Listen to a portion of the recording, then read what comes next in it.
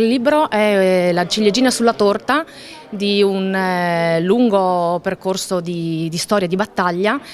storia che ha interessato la creazione della ferrovia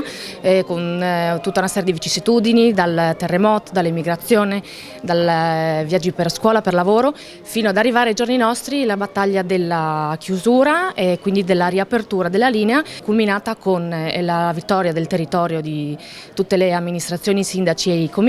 e la gente comune nel 10 dicembre 2017 e poi l'apertura alla stagione dei treni storici con il maggio 2018 fino ad oggi. Quindi dal momenti più bui a una rinascita, diciamo. Esattamente, ha una nuova stagione, ha un nuovo modo di vivere il treno e la mobilità dolce, quindi anche ha una serie di eventi che riuniscono le persone e che fanno scoprire i territori della nostra regione. Abbiamo cercato di dare giustizia anche a tutto il lavoro fotografico svolto da una serie di fotografi freelance che in questi anni hanno documentato sia i momenti più salienti della battaglia sia i momenti più significativi dei viaggi in treno storico, e quindi tutti i fotografi che appunto hanno scattato e hanno condiviso anche via web e su Facebook tutti i loro lavori e i momenti più emozionanti. Sicuramente un libro per appassionati, ma anche un libro per i neofiti e per i curiosi, anche perché nella parte più recente, quindi la cronaca dei giorni nostri,